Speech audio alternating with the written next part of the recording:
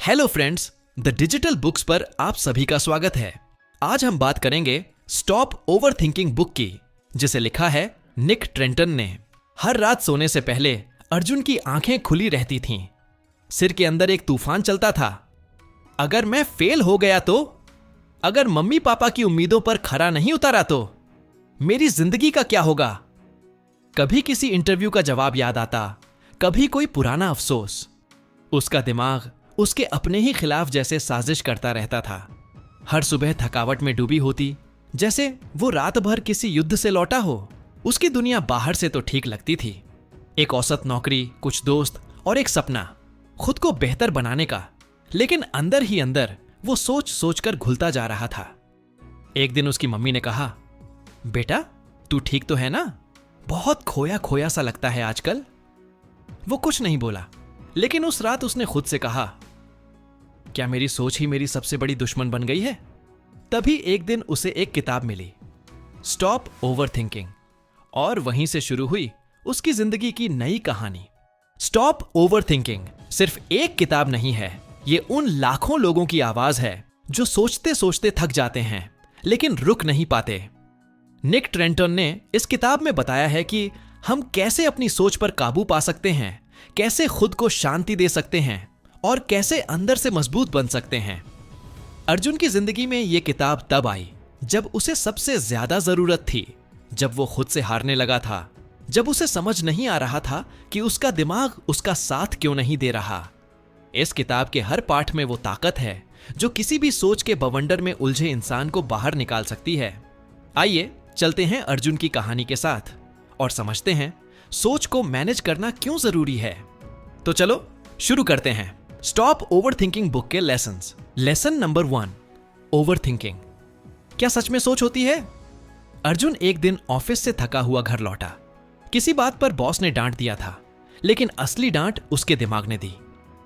तू कभी सफल नहीं हो पाएगा, देख सब तुझसे आगे निकल रहे हैं। वो सोचता रहा, अगर मैंने ये कहा होता, अगर मैंने वो किया होता। इस अध्याय से अर्जुन ने जाना, ओवरथिंकिंग असल में सोच नहीं, एक भावनात्मक जाल होता है। यह किसी निर्णय तक नहीं पहुंचाता, बल्कि उलझाता है। किताब कहती है, ओवरथिंकिंग सोचने से ज्यादा महसूस करने की प्रक्रिया है। हम बार बार उन्हीं भावनाओं को दोहराते हैं जो हमें दर्द देती हैं। अर्जुन ने खुद से कहा, मैं सोच नहीं रहा था, मैं बस डर को दोहरा रहा था। धीरे धीरे उसने जाना कि सबसे पहला कदम है यह समझना कि ओवरथिंकिंग सोच नहीं, भावनात्मक आदत है। क्या आपके साथ भी ऐसा हुआ है जब आपने सिर्फ सोचने के नाम पर खुद को तकलीफ दी हो? लेसन नंबर 2, तनाव मिटाने का सरल सूत्र। एक शाम अर्जुन पार्क में बैठा था, अकेला। उसका दिल धड़क रहा था, पसीना आ रहा था, बिना किसी वजह के। उसने किताब के दूसरे पाठ में पढ़ा था, तनाव का इलाज छिपा होता है शरीर की भाषा में। जब हम गहरी सांसें लेते हैं, जब हम अपने शरीर को शांत करते हैं, तो दिमाग खुद ब खुद सुकून की ओर बढ़ता है। अर्जुन ने 4-4-4 टेक्निक अपनाई। 4 सेकंड सांस लेना, 4 सेकंड रोकना, 4 सेकंड छोड़ना। पहले दिन उसे फर्क नहीं पड़ा, दूसरे दिन भी नहीं, लेकिन तीसरे दिन कुछ बदलने लगा। उसने महसूस किया कि बाहर की परिस्थितियां नहीं, अंदर की स्थिति तनाव का कारण होती है। उसने खुद से कहा, जब मैं शांत होता हूं तो दुनिया भी थोड़ी शांत लगती है। क्या आपने भी कभी महसूस किया है कि छोटी सी सांस लेने की तकनीक बड़े तूफानों को रोक सकती है? लेसन नंबर 3, वक्त और जानकारी का नियंत्रण। सोशल मीडिया पर स्क्रॉल करते हुए अर्जुन को अक्सर लगता था, मैं पीछे छूट गया हूं, सबके पास कुछ न कुछ है, मेरे पास क्या है? उसने किताब के तीसरे पाठ में पढ़ा, जानकारी जरूरी है, लेकिन ज्यादा जानकारी जहर बन जाती है। हम दिन भर इतने ज्यादा इनपुट्स लेते हैं, खबरें, पोस्ट्स, वीडियो, कि हमारा दिमाग थक जाता है। अर्जुन ने एक फैसला लिया, सुबह उठकर 1 घंटा मोबाइल नहीं, सिर्फ खुद से बात करेगा। उसने पढ़ना शुरू किया, सोचना शुरू किया, बिना किसी बाहरी शोर के। धीरे धीरे उसका दिमाग हल्का महसूस करने लगा। उसने सीखा, कम इनपुट ज्यादा स्पष्टता देता है। क्या आपने कभी यह कोशिश की है कि कुछ घंटों तक सिर्फ अपने अंदर की आवाज को सुने? लेसन नंबर 4, तुरंत शांति कैसे पाएं। कभी कभी अर्जुन को अचानक पैनिक हो जाता, जैसे सब कुछ खत्म हो रहा है।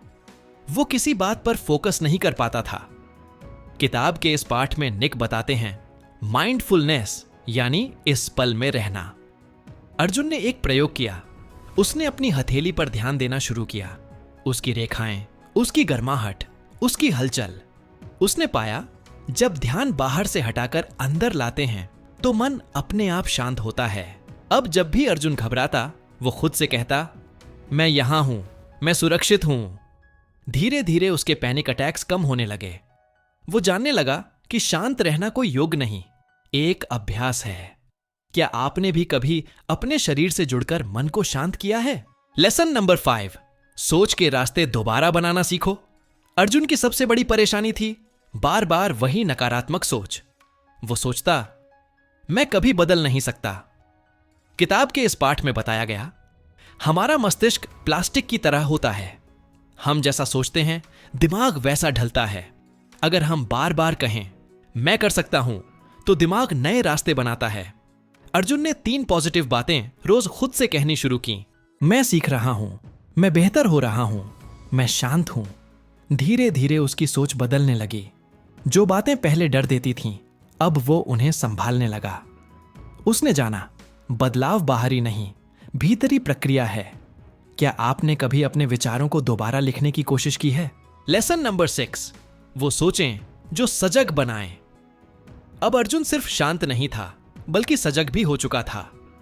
वो हर परिस्थिति में खुद से पूछता, क्या मैं प्रतिक्रिया दे रहा हूं या प्रतिक्रिया सोचकर दे रहा हूं? निक कहते हैं, सजगता एक अभ्यास है जो समय के साथ आता है। जब हम सोचने से पहले रुकते हैं, समझते हैं, फिर प्रतिक्रिया देते हैं, वहीं असली परिपक्वता होती है।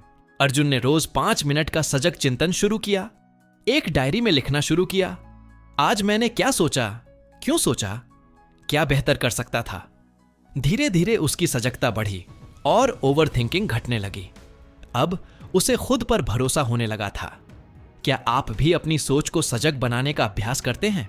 कुछ महीने बाद अर्जुन वही लड़का था, लेकिन अब वो अपने ही विचारों से नहीं डरता था। उसकी सोच अब उसकी दुश्मन नहीं, साथी बन चुकी थी। वो जान चुका था, मैं अपने विचारों का मालिक हूं, गुलाम नहीं। उसकी नींद बेहतर हो गई थी, मन शांत था और जीवन में स्पष्टता थी। उसने एक नई दिशा पकड़ी, आत्म जागरूकता की।